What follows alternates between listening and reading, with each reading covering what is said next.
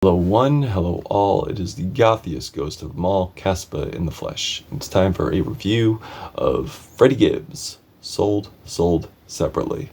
Freddie Gibbs is an Indiana rapper, and he has been on a great album streak, be it his excellent album with Madlib, following along with Bandana. So you got Pinata, you got Bandana, and then along the road you got Alfredo, which is another great album, which is a collaboration album with Alchemist. And very, very cleverly put. You got Alchemist, the Owl, and Freddie, the Fredo. Voila. Now, on this album, we got like some teasers leading up to it. Some that didn't make it, some that did make it.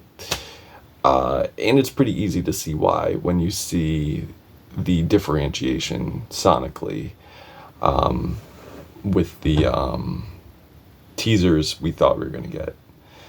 Like, we thought we were going to get Ice Cream. We thought we were going to get this track with Jadakiss. But this album is like very climactic. It's very cinematic. It's very soulful, spacey at times, and I feel like those tracks that were leading up wouldn't fit on here because they weren't exactly carrying that type of sonic quality.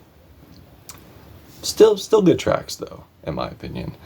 But the ones we did get was Dark Hearted with James Blake on production, who has been responsible for a lot of gems, such as The Debut and Friends Will Break Your Heart. But this isn't about James Blake, this is about Freddie Gibbs. And the other teaser we had was Too Much featuring Moneybagg Yo with this very tastefully sampled El DeBarge Problems, I think. Don't quote me here. It is El DeBarge, though. I know that much. And Moneybagg Yo is on here, and quite frankly, I don't really think Moneybagg Yo held a candle to Freddie vocally on here, unfortunately. But Freddie certainly carried, but I didn't really care for this track all that much. Now, as I said before, the album is very soulful, very rich, very cinematic, and Freddie's charisma on here just goes. Like, Freddie doesn't really miss. He does miss vocally on one track, like Zipper Bags, but other than that, he's definitely in his bag here. He does not fall short of charisma, of humor, of emotional potency. It's all there. And I love his like Crazy Bone meets Tupac like vocals on here. He has like the flow of Pac, but kind of the speediness of Crazy Bone, and the cadence is like a mix of Pac and Crazy Bone, and they just got together and just fused together and made Freddie. Didn't really happen, but we're speaking in metaphors and similes here. Similes!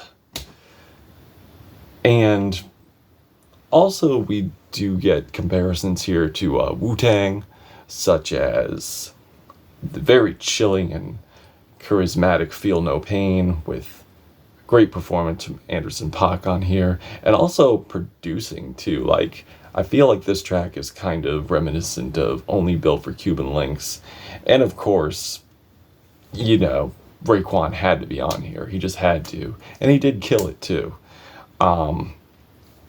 With these very whimsical strings. And speaking of production, we definitely get a great list here. As I said, we get James Blake, Alchemist returns on here, and they just team up once again, delivering this super triumphant opener. Couldn't be done. featuring a very compelling and passionate performance from the legendary Kelly Price. And Freddie and Kelly really, really tear it up in this duet, let me tell you. And deliver, like I said, just a super solid performance on here. Now, if you don't really care for Freddie's vocals, that's on you. Now, another return we have on here is Madlib, but we also get some new blood too. There is new production on here. Kaytranada, Jake One, and Justice League, and more. Like, we get a consistency of soul samples, some 808s, jazzy production, and very generous additions of piano and strings. And this album doesn't pigeonhole itself sonically, because it ranges from certain things. There are beat change-ups here, smooth beat change-ups like Blackest in the Room, or showing variation of jazzy space rap on Space Rabbit, or soulful psych Memphis production on PYS with 3-6 own DJ Paul. Excellent tracks. Another thing I love about Freddie too is his self-aware approach and execution of gangsta rap, which I know he's not the first to be that way. He's not the first to deliver emotional potency accompanied with a sense of humor or tragedy mixed in, because you got Scarface, you got KRS-One from back in the day, and a handful of others, even presently too, like Conway the Machine, who is not on this album and should be. So shame on you, Freddie. Next time, put him on, if you're watching. Please share so Freddie could watch.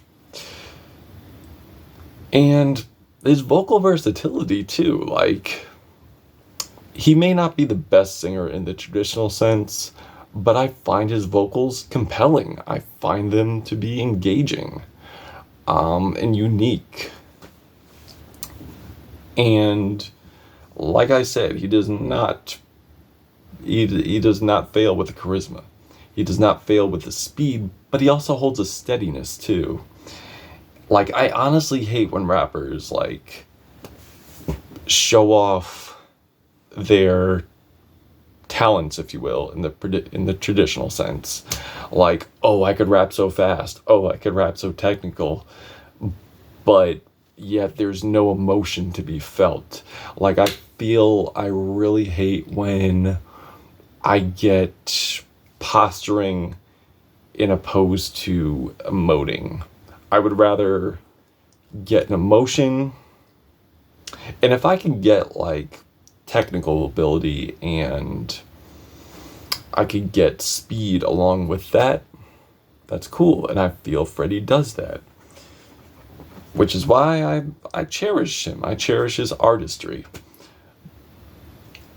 Also, you know, you do get the subject matter of here on drugs, violence, sex, but there's consequences here. There is like PTSD within these bars that Freddie has, rapping about his jail time that he got from being involved in crime. So there's definitely consequence to his actions, and opposed to braggadocious glorification of his crime in the past. And like I said, he's not the first to do that. And another thing too, I don't think Freddie really has to prove himself to earn his spot at the table, because all he has to do is just be him. He just has to be him, give a compelling performance, clever bars, just put a great song together, be it a nice hook, great production choice, and you got a banger from Freddie. Like, he reminds me of Pac with how much he could just like sell himself on here and just make a banger of a track. Also, like this, as I said, this album is like confessional too. Like, he's confessional of past times, he's confessional of current times, where he's rapping about being incarcerated and then watching himself on the news for the reasons of his crime. And it's pretty crazy. Or the very tragic and troubling Grandma's Stove, where he interpolates Pac's lyrics on here, but also doesn't interpolate. Like, there's an interpolation here, but there's his own bars woven into it. Like, you got a classic line here, followed by original bars from Freddie to follow up, which I think is very clever. I think is very admirable, to be honest.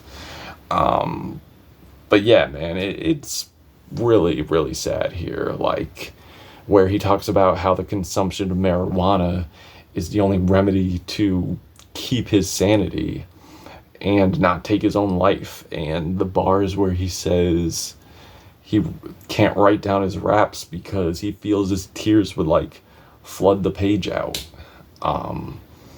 And on here, he's just letting it out from the traumatic relationship with the mother of his child, the unfortunate loss of Pop Smoke, his father battling stomach cancer. It's a sad track, man. And the dreamy, reminiscent production really adds to it, too. And also, the chilling and somber vocal performance from Musiq Soulchild really adds to the emotional potency as well. And CIA, not really an epic closer, but I do feel it's very clever within the tie-ins of the album, because it's very consequential to where he's going with this. How he's talking about being banned off Instagram, but he still voices his opinion very profoundly, or making critiques of like the youth who do crimes and post it on Instagram and get incarcerated for it, which basically makes the thematic tie-in CIA. And I'll let you listen to the track to see what that means. I'm not really trying to give that away for you. I also love Space Rabbit, where he's reminiscent on his experiences of being dropped from his label for sounding like Young Buck from G-Unit, and then resorting to the consumption of lean, and then getting into these tumultuous confrontations on the street, and then going boss status, and then having his son carry his legacy. Well, at least plans to. He hasn't done that yet. There's also a line I didn't expect on here. Like, if you've heard Pinata, then you've heard his vicious track to Young Jeezy. So on here, he says, me and Jeezy haven't communicated in a while, but I wish him well. I don't wish ill on him. And I feel that was pretty big of Freddie to do that. Now, there are some gripes on here where I do feel some features on here didn't really pan out as well as I would have hoped. I feel like there's the track I mentioned earlier where Freddie's vocals could have been stronger. But other than that, I love this album. I think it's very confessional. I think it's very reminiscent. And the thematic and movie-like presentation here sonically really adds to it. I'm feeling 4 out of 5 stars on this one. If you've given it a listen, what did you think? Did you love it? Did you hate it? Why? And stay tuned for the next one. Caspa, Gothic Ghost, Freddie Gibbs, Sold Separately. Caspa, till we meet again.